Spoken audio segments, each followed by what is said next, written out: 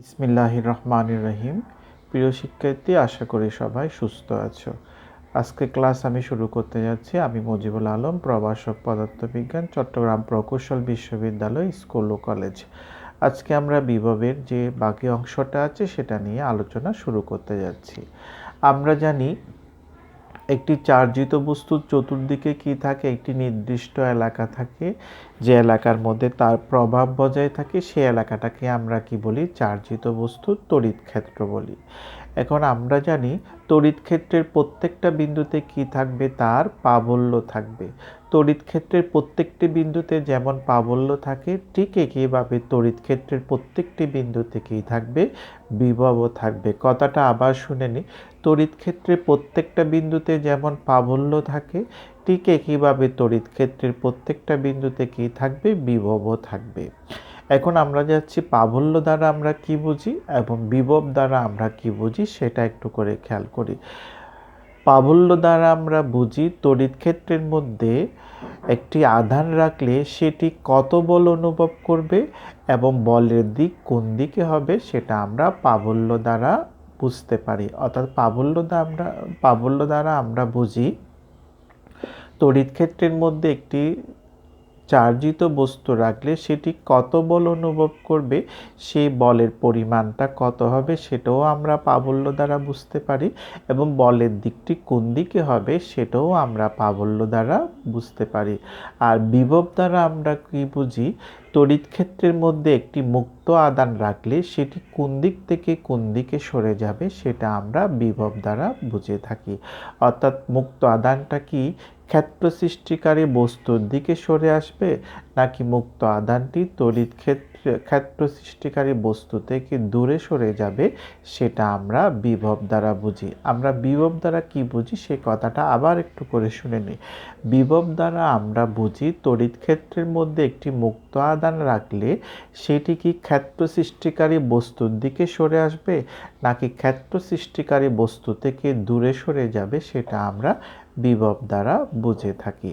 এখন আমরা বিভবের সংজ্ঞা দিতে যাচ্ছি। বিভবের সংজ্ঞা হচ্ছে অসীম থেকে একক ধনাত্মক আধানকে তড়িৎ ক্ষেত্রের কোনো বিন্দুতে আনতে যে পরিমাণ কাজ করতে হয় তাকে আমরা ওই বিন্দুর বিভব বলে থাকি। আবার শুনে নিন। অসীম থেকে একক ধনাত্মক আধানকে তড়িৎ ক্ষেত্রের কোনো বিন্দুতে আনতে যে পরিমাণ কাজ করতে হয় তাকে আমরা ওই বিন্দুর বিভব বলে থাকি।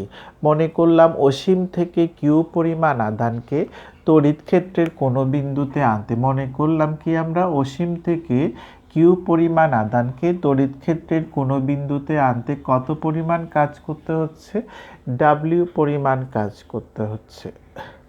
যদি আমরা তড়িৎ ক্ষেত্রের কোনো অসীম থেকে তড়িৎ ক্ষেত্রের কোনো বিন্দুতে কিউ পরিমাণ আধানকে আনতে যদি ডাব্লিউ পরিমাণ কাজ করতে হয়, তাহলে অসীম থেকে একক ধনাত্মক আধানকে আনতে আমাদেরকে কি পরিমাণ কাজ করতে হবে, ডাব্লিউ ডিভাইড বাই কিউ। অসীম থেকে একক ধনাত্মক আধানকে তড়িৎ ক্ষেত্রের কোনো বিন্দুতে আনতে যে পরিমাণ কাজ করতে হয় তাকে আমরা কি বলে থাকি, ওই বিন্দুর বিভব বলে থাকি। বিভবকে যদি আমরা ভি দ্বারা প্রকাশ করি, সুতরাং ভি ইকুয়াল টু কি লিখতে পারি, আমরা ডাব্লিউ ডিভাইড বাই কিউ লিখতে পারি। এবার আমরা যাচ্ছি এই যে বিভব কি স্কেলার রাশি নাকি ভেক্টর রাশি সেটা আমরা একটু জেনে নিই। যেহেতু আমরা কৃত কাজের পরিমাণ দ্বারাই আমরা কি করি, বিভবটাকে পরিমাপ করে থাকি। আমরা জানি কাজ একটি কি রাশি, স্কেলার রাশি, সুতরাং বিভবও একটা কি রাশি হবে, স্কেলার রাশি হবে। তাহলে আমরা কি পেয়ে গেলাম, বিভব হচ্ছে একটি স্কেলার রাশি। এবার যাচ্ছি আমরা বিভবের একটি একক আছে, এককটা আগে জেনে নিই। বিভবের একক এখান থেকে আমরা পাই, কাজের একক কি জানি আমরা, জুল জানি, আর আধানের একক কি জানি আমরা, কুলম। সুতরাং বিভবের একক কি হচ্ছে, জুল পার কুলম। যদিও আমরা এখান থেকে বিভবের একক কি পেয়ে গেলাম, জুল পার কুলম পেলাম, কিন্তু আসলে বিভব পরিমাপ করা হয় কোন একক দিয়ে, ভোল্ট একক দিয়ে। এখন আমরা 1 ভোল্ট বলতে কি বুঝি সেটা একটু করে দেখে নিই। যদি আমাদের কিউ ইকুয়াল টু যদি 1 কুলম হয়, ডাব্লিউ ইকুয়াল টু যদি 1 জুল হয়, তাহলে আমাদের বি ইকুয়াল টু কি হবে 1 ভোল্ট হবে। তাহলে এখন 1 ভোল্ট বলতে আমরা কি বুঝি, অসীম থেকে 1 কুলম্ব ধনাত্মক আধানকে থেকে অসীম থেকে 1 কুলম্ব ধনাত্মক আধানকে তড়িৎ ক্ষেত্রের কোনো বিন্দুতে আনতে যদি আমাদের কত কাজ করতে হয়, 1 জুল পরিমাণ যদি কাজ করতে হয়, তাহলে ওই বিন্দুর বিভবকে আমরা কি বলবো, 1 ভোল্ট বলবো। আবার শুনে নিই, অসীম থেকে 1 কুলম্ব ধনাত্মক আধানকে তড়িৎ ক্ষেত্রের কোনো বিন্দুতে আনতে যদি কত কাজ করতে হয়, 1 জুল পরিমাণ যদি কাজ করতে হয়, তাহলে ওই বিন্দুর বিভবকে আমরা কি বলবো, 1 ভোল্ট বলবো। এবার এখান থেকে আমরা একটা অনুধাবনের প্রশ্নে যাচ্ছি। তড়িৎ ক্ষেত্রের কোনো বিন্দুর বিভব 5 ভোল্ট বলতে কি বুঝো সেটা আমরা একটু জেনে নিই। তড়িৎ ক্ষেত্রের কোনো বিন্দুর বিভব 5 ভোল্ট বলতে আমরা বুঝি অসীম থেকে 1 কুলম্ব ধনাত্মক আধানকে তড়িৎ ক্ষেত্রের ওই বিন্দুতে আনতে কত জুল কাজ করতে হবে, 5 জুল পরিমাণ কাজ করতে হবে। আমরা আনসারটা আবার শুনে নিই। তড়িৎ ক্ষেত্রের কোনো বিন্দুর বিভব 5 ভোল্ট বলতে আমরা বুঝি তড়িৎ ক্ষেত্রের ওই বিন্দুতে অসীম থেকে 1 কুলম্ব ধনাত্মক আধানকে তড়িৎ ক্ষেত্রের ওই বিন্দুতে আনতে কত জুল পরিমাণ কাজ করতে হবে, আমাদের 5 জুল পরিমাণ কাজ করতে হবে। আশা করি আমরা অনুধাবনের প্রশ্নটা বুঝে নিতে পেরেছি। তাহলে আনসারটা আবার একটু করে শুনে নিই। তড়িৎ ক্ষেত্রের কোনো বিন্দুর বিভব 5 ভোল্ট বলতে আমরা বুঝি অসীম থেকে 1 কুলম্ব ধনাত্মক আধানকে তড়িৎ ক্ষেত্রের ওই বিন্দুতে আনতে কত জুল কাজ করতে হবে, 5 জুল পরিমাণ কাজ করতে হবে। তাহলে আমরা অনুধাবনের প্রশ্নটাও জেনে ফেললাম। এবার যাচ্ছি আমরা বিভবের মধ্যে কিছু গুরুত্বপূর্ণ কথা আছে, বুঝে নেওয়ার কথাবার্তা আছে, সেগুলো নিয়ে আমরা আলোচনা করব। আমরা গত ক্লাসে বলেছিলাম ধনাত্মক চার্জিত বস্তুর বিভবটি কি হয়, উচ্চ বিভব হয়। ঋণাত্মক চার্জিত বস্তুর বিভব কি হয়, নিম্ন বিভব হয়। এখন আমাদের প্রশ্ন জাগে, ধনাত্মক চার্জিত বস্তুর বিভবটি কেন উচ্চ বিভব ধরা হবে, আর ঋণাত্মক চার্জিত বস্তুর বিভব কেন নিম্ন বিভব ধরা হবে, সেটা নিয়ে আমরা একটু আলোচনা করব। তাহলে আমরা একটু খেয়াল করি, মনে করলাম আমাদের পি হচ্ছে একটি ধনাত্মক চার্জিত বস্তু। এটা মনে করলাম ধনাত্মক চার্জিত বস্তুর তড়িৎ ক্ষেত্র, মনে করলাম এটা পি বস্তুটা তড়িৎ ক্ষেত্র। এবার অসীম বলতে আমরা কি বুঝি, অসীম বলতে আমরা বুঝি চার্জিত বস্তুর তড়িৎ ক্ষেত্রের বাইরের যে কোনো বিন্দু তার জন্য কি হবে, অসীম হবে। আবার শুনে নিই, চার্জিত বস্তুর তড়িৎ ক্ষেত্রের বাইরে চার্জিত বস্তুর কোনো প্রভাব থাকে না, সেজন্য চার্জিত বস্তুর তড়িৎ ক্ষেত্রের বাইরের যে কোনো বিন্দুই হবে তার জন্য কি অসীম। তাহলে অসীম থেকে যখন আমি একক ধনাত্মক আধানকে তড়িৎ ক্ষেত্রের ভেতরে আনতে চাইব বা আনবো, তখন আমাকে কি করতে হবে, তাদের মধ্যে যে বিকর্ষণ বল আছে, বিকর্ষণ বলের বিপরীতে কাজটি করতে হবে।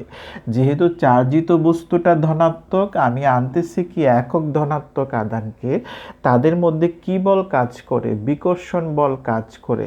তাহলে এই একক ধনাত্মক আধানকে যখন আমি অসীম থেকে ধনাত্মক চার্জিত বস্তুর তড়িৎ ক্ষেত্রের মধ্যে আনবো, তখন আমাকে কি করতে হবে, বিকর্ষণ বলের বিরুদ্ধে কাজ করতে হবে। এই বিকর্ষণ বলের বিরুদ্ধে কাজ করতে হয় বলে কাজের পরিমাণটা কি হয়, তুলনামূলকভাবে বেশি হয়। সেজন্য ধনাত্মক চার্জিত বস্তুর বিভবটি কি ধরা হয়, উচ্চ বিভব ধরা হয়। এখন যাচ্ছি আমরা ঋণাত্মক চার্জিত বস্তুর বিভবকে কেন নিম্ন বিভব ধরা হচ্ছে। তাহলে আমরা একটু করে দেখে নিই।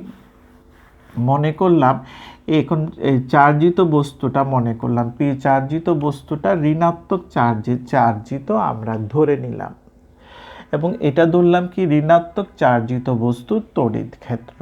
তাহলে যেহেতু আমাদের পি বস্তুটা এখন কি চার্জে চার্জিত, ঋণাত্মক চার্জে চার্জিত, সেজন্য পি বস্তু এবং একক ধনাত্মক আধানের মধ্যে কি বল কাজ করবে? আকর্ষণ বল কাজ করবে। এই আকর্ষণ বল কাজ করার কারণে আমি একক ধনাত্মক আধানকে যখন আমরা অসীম থেকে ঋণাত্মক আধান বিশিষ্ট বস্তুর তড়িৎ ক্ষেত্রের মধ্যে যখন আনব, তখন এই ক্ষেত্রে আকর্ষণ বল কাজ করে বলে আমাদের কৃত কাজের পরিমাণটা তুলনামূলকভাবে পূর্বের চেয়ে কি হয়? কম হয়। সেজন্য ঋণাত্মক চার্জিত বস্তুর বিভবটি কি ধরা হয়? নিম্ন বিভব ধরা হয়। তাহলে আমরা এই আলোচনা থেকে আমরা বুঝতে পারলাম ধনাত্মক চার্জিত বস্তুর বিভবটি কেন উচ্চ বিভব ধরা হয়, ঋণাত্মক চার্জিত বস্তুর বিভবকে কেন নিম্ন বিভব ধরা হয়। এবার আমরা আলোচনা করতে যাচ্ছি ধনাত্মক আধান সবসময় থেকে কোন দিকে যাবে? উচ্চ বিভব থেকে নিম্ন বিভবের দিকে যাবে, এবং ঋণাত্মক আধান থেকে কোন দিকে যাবে? নিম্ন বিভব থেকে উচ্চ বিভবের দিকে যাবে। সেটা আমরা এখন আলোচনা করব। এবার আমরা যাচ্ছি, মনে করলাম এটা পি হচ্ছে, এবার ধরে নিচ্ছি আমরা এখন পি বস্তুটা কি চার্জে চার্জিত? ধনাত্মক চার্জে চার্জিত।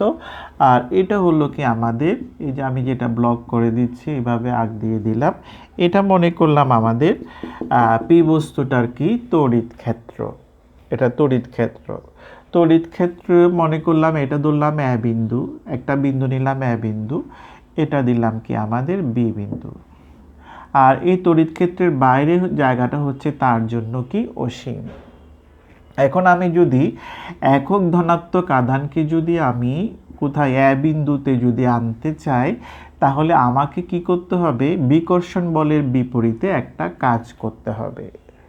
ঠিক একইভাবে একক ধনাত্মক আধানকে যদি আমি এ বিন্দুতে আনতে চাই, তাও কি আমাদের দেখা যাচ্ছে বিকর্ষণ বলের বিরুদ্ধে কাজ করতে হচ্ছে। কিন্তু খেয়াল করলে দেখা যাবে একক ধনাত্মক আধানকে অসীম থেকে এ বিন্দুতে আনতে যে পরিমাণ বিকর্ষণ বলের বিরুদ্ধে যে পরিমাণ কাজ করতে হয়, বি বিন্দুতে আনতে গেলে তার থেকে তুলনামূলকভাবে কম পরিমাণ কাজ করতে হয়। কোথায়? বি বিন্দুতে আনতে আমাদের কি করতে হবে? তুলনামূলকভাবে এ বিন্দুর তুলনায় কম পরিমাণ কাজ করতে হবে বিকর্ষণ বলের বিরুদ্ধে। সেজন্য আমরা বলতে পারি এ বিন্দুর বিভবটি কি হবে? উচ্চ বিভব হবে, আর বি বিন্দুর বিভবটি কি হবে? আমাদের নিম্ন বিভব হবে। যেহেতু বি বিন্দুতে আনতে একক ধনাত্মকটাকে আনতে বিকর্ষণ বলের বিরুদ্ধে তুলনামূলকভাবে কম পরিমাণ কাজ করতে হচ্ছে, সেজন্য বি বিন্দুর বিভবটি কি হবে? নিম্ন বিভব হবে, আর এ বিন্দুর বিভবটি কি হবে? উচ্চ বিভব হবে। তাহলে আমরা বুঝতে পারলাম এ বিন্দুর বিভবটা কেন উচ্চ বিভব হলো, আর বি বিন্দুর বিভবটা কেন নিম্ন বিভব হলো। এখন আমি যদি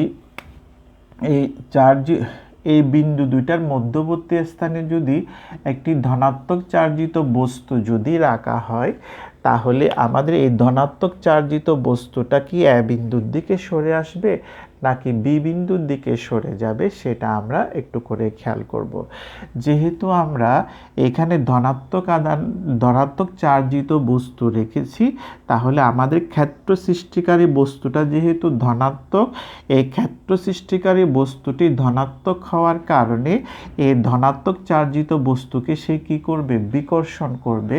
বিকর্ষণ করার কারণে ধনাত্মক চার্জিত বস্তু যেটা এ এবং বি বিন্দুর মধ্যবর্তী স্থানে রাখা হয়েছে, সেটি কোন দিকে সরে যাবে? আমাদের বি বিন্দুর দিকে সরে যাবে। তাহলে বি বিন্দুর দিকে সরে যাওয়ার মানে হচ্ছে ধনাত্মক আধান সবসময় কোন দিক থেকে কোন দিকে যায়? উচ্চ বিভব থেকে নিম্ন বিভবের দিকে সরে যায়। তাহলে আমরা বুঝে নিতে পারলাম ধনাত্মক আধান সবসময় কোন দিক থেকে কোন দিকে সরে যাবে? উচ্চ বিভব থেকে নিম্ন বিভবের দিকে সরে যাবে। এবার আমরা বুঝে নিতে যাচ্ছি ঋণাত্মক আধান সবসময় কোন দিক থেকে কোন দিকে আসবে? নিম্ন বিভব থেকে উচ্চ বিভবের দিকে সরে আসবে।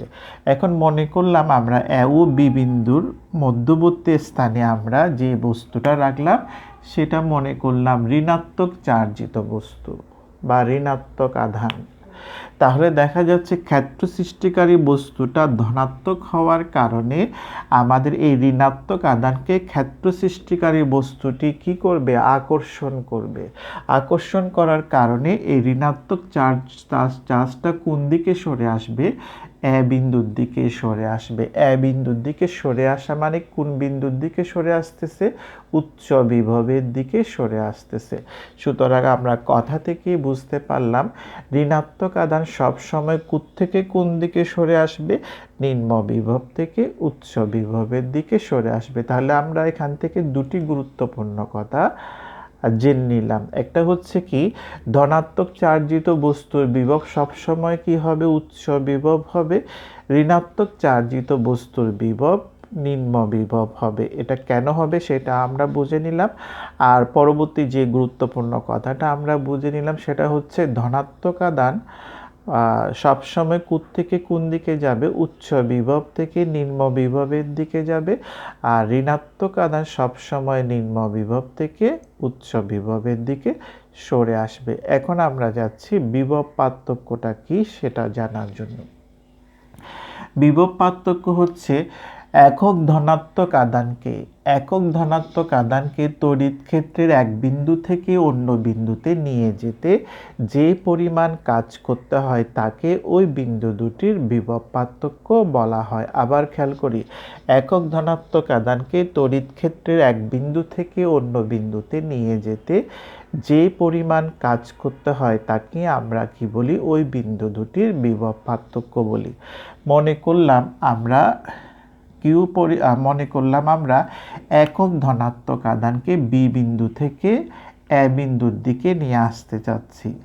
এ বিন্দুর বিভব ধরলাম ভি এ, বি বিন্দুর বিভব ধরলাম কত? আমরা ভিবি ধরলাম। তাহলে একক ধনাত্মক আধানকে বি বিন্দু থেকে যদি আমি এ বিন্দুতে আনতে চাই তাহলে এখানে একটা কি করতে হবে? কাজ করতে হবে। এই কৃত কাজটা যদি আমাদের ডাব্লিউ হয়, এই ডাব্লিউটা কার সমান হবে বললাম আমরা? বিন্দুদ্বয়ের বিভব পার্থক্যের সমান হবে। থেকে কোথায় আনলে? অর্থাৎ একক ধনাত্মক আধানকে বি থেকে যদি আমি এতে আনতে চাই তাহলে যে কৃত কাজটা হবে এই কৃত কাজটা কার সমান হবে বলেছিলাম? বিন্দুদ্বয়ের বিভব পার্থক্যের সমান হবে। তাহলে আমরা বিভব পার্থক্য কি সেটা আমরা বুঝে নিলাম। তাহলে এটা হচ্ছে কত আধানকে আনতে কৃত কাজ? একক ধনাত্মক আধানকে আনতে কৃত কাজ। তাহলে আমরা এটা হচ্ছে কি, যদি আমি একক ধনাত্মক আধানকে বি বিন্দু থেকে যদি এ বিন্দুতে আনতে চাই তখন আমাদের কৃত কাজ ডাব্লিউটা কার সমান হবে? আমাদের বিন্দুদ্বয়ের বিভব পার্থক্য বি এ মাইনাস বি এর সমান হবে। আর যদি আমি একক ধনাত্মক আধানকে যদি এ থেকে যদি বিতে নিতে চাই তখন কৃত কাজ ডাব্লিউটা কত হবে? আমাদের বিবি মাইনাস কত হবে? বি এ হবে। তাহলে আমরা বিভব পার্থক্য কাকে বললাম? একক ধনাত্মক আধানকে তড়িৎ ক্ষেত্রের এক বিন্দু থেকে অন্য বিন্দুতে নিয়ে যেতে যে পরিমাণ কাজ করতে হয় তাকেই আমরা কি বলি? বিন্দুদ্বয়ের বিভব পার্থক্য বলে থাকি। যেহেতু আমরা বিভবকে ভোল্ট এককে পরিমাপ করে থাকি সুতরাং বিভব পার্থক্যের এককও কি হবে? আমাদের ভোল্ট হবে। এখন যাচ্ছি আমরা বিভব পার্থক্যের সাথে কাজের একটা যে সম্পর্ক আছে সেই সম্পর্কটা দেখাতে যাচ্ছি। আমরা এতক্ষণ যে আলোচনা করলাম সে আলোচনা থেকে বুঝতে পারতেছি যদি আমি একক ধনাত্মক আধানকে এ বিন্দু থেকে, আমরা চিত্রটা একটু করে এঁকে দেখাচ্ছি এখানে, এটা যদি আমাদের ক্ষেত্র সৃষ্টিকারী বস্তু যদি হয়, যেটা ধনাত্মক চার্জে চার্জিত বস্তু হয়, আর এটা যদি আমাদের চার্জিত বস্তুর কি হয়? তড়িৎ ক্ষেত্র হয়, তাহলে আমরা আগেই বুঝিয়ে দিয়েছিলাম এ বিন্দুর বিভবটি বেশি হবে, বি বিন্দুর বিভবটি কি হবে? আমাদের কম হবে। তাহলে একক ধনাত্মক আধানকে যদি আমি বি থেকে যদি এতে আনতে চাই তাহলে কৃত কাজের পরিমাণটা কত পেয়েছিলাম সেটা আমরা একটু পাশে লিখি। এখানে ক্ষেত্রের বাইরে গিয়ে যদি লিখি তাহলে একক ধনাত্মক আধানকে বি থেকে যদি এতে আনতে চাই তাহলে কৃত কাজ ডাব্লিউ সমান কত বলেছিলাম আমরা? বি এ মাইনাস বিবি আমরা বলেছিলাম। তাহলে আমি যদি একক ধনাত্মক আধানকে বি থেকে এতে না এনে যদি কিউ কুলম্ব আধানকে যদি আমি বি থেকে যদি এতে আনতে চাই, তাহলে কৃত কাজের পরিমাণ তখন ডাব্লিউ ইকুয়াল টু কত হবে, Q into B A minus বিবি হবে। যদি কত কুলম্ব আধান আনতে চাই বি বিন্দু থেকে কিউ কুলম্ব আধানকে যদি এ বিন্দুতে আনতে চায়, তাহলে কৃত কাজের পরিমাণ ডাব্লিউ ইকুয়াল টু কত হবে, Q into B A minus বিবি হবে।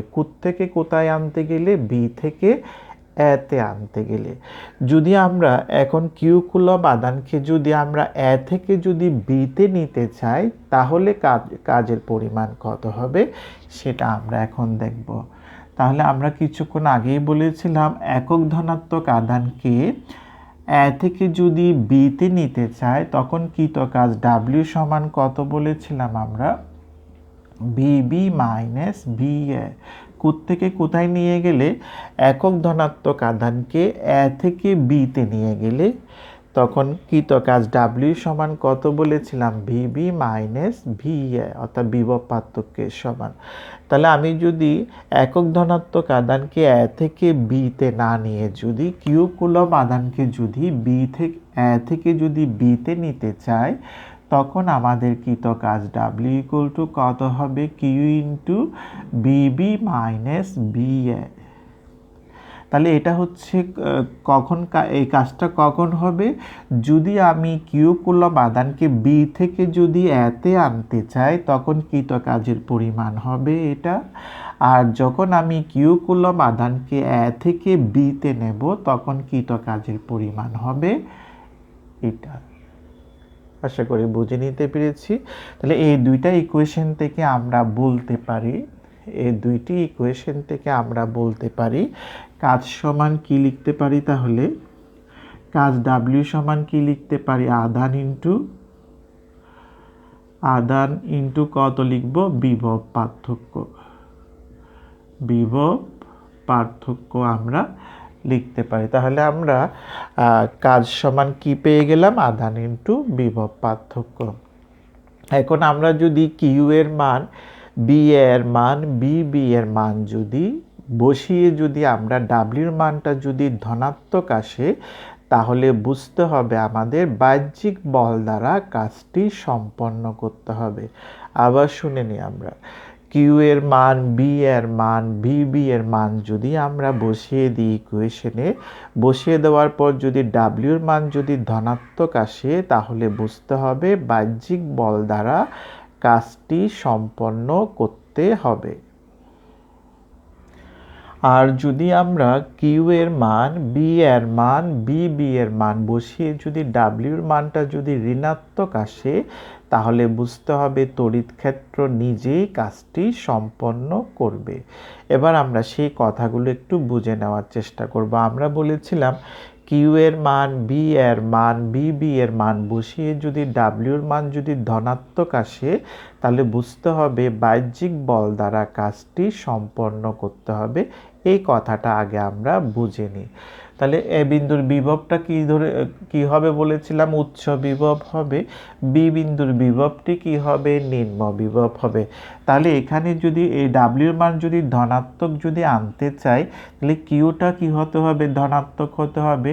বি এর মানটা বড় হইতে হবে, বি এর মানটা কি হইতে হবে, ছোট হইতে হবে। তাহলে আমি বি এ যদি বড় হয়, বি যদি ছোট হয়, তাহলে এক্ষেত্রে কি করতে হবে, আমি যদি একক ধনাত্মক আধানকে যদি থেকে কোথায় আনতে, এটা হচ্ছে একক ধনাত্মক আধানকে থেকে কোথায় আনার জন্য কৃত কাজ, বি বিন্দু থেকে এ বিন্দুর দিকে আনতে কৃত কাজ। আবার খেয়াল করি, এই ইকুয়েশনটা কি নির্দেশ করে, একক ধনাত্মক আধানকে বি থেকে এ বিন্দুতে আনতে কৃত কাজের পরিমাণ নির্দেশ করে। তাহলে এই ডাব্লিউর মানটা ধনাত্মক যদি হইতে হয়, কিউটা ধনাত্মক হইতে হবে, বি এর মানটা বড় হইতে হবে, বি এর মানটা কি হইতে হবে, ছোট হইতে হবে। যেহেতু এটা বি এর মানটা বড়, বি এর মানটা যদি ছোট হয়, আমি যদি একক ধনাত্মক আধানকে যদি একদিকে যদি আনি, তাহলে এক্ষেত্রে কি করতে হবে? আমাকে বিকর্ষণ বলের বিপরীতে একক ধনাত্মক আধানকে আনতে হবে। তাহলে একক ধনাত্মক আধানকে যদি আমি বি থেকে যদি দিকে অর্থাৎ নিম্ন বিভব থেকে যদি উচ্চ বিভবের দিকে বিন্দুতে যদি আনি, তাহলে সেই ক্ষেত্রে আমাকে কি করতে হচ্ছে? বিকর্ষণ বলের বিরুদ্ধে কাজ করতে হচ্ছে। এই বিকর্ষণ বলের বিরুদ্ধে কাজ করতে গেলে একক ধনাত্মক আধানের উপর বল প্রয়োগ করে আমাকে কোথায় আনতে হবে? বিন্দুতে আনতে হবে। সেই জন্যই বলা হচ্ছে, যদি এখানে কিউ এর মান, ভি এর মান, বি এর মান বসিয়ে যদি ডাব্লিউর মান যদি ধনাত্মক আসে, তাহলে বাহ্যিক বল প্রয়োগ করে সেই কাজটি কি করতে হবে?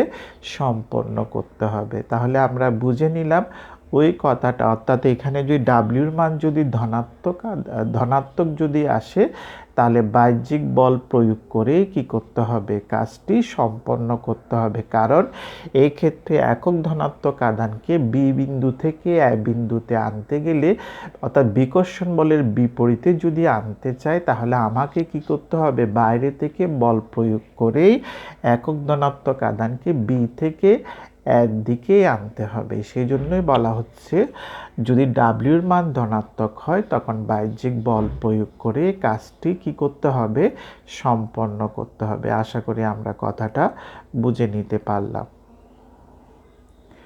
তাহলে আজকের ক্লাসটা আমরা এখানে শেষ করলাম। পরবর্তী ক্লাসটা আমরা এই জায়গা থেকে শুরু করব। আরও গুরুত্বপূর্ণ অনেকগুলো কথাবার্তা আছে বিভবের মধ্যে, সেগুলো আমরা নেক্সট ক্লাসে আলোচনা করব। আজকের ক্লাসটা আমি এখানেই শেষ করলাম। সবাই ভালো থেকো, সুস্থ থেকো। ধন্যবাদ সবাইকে।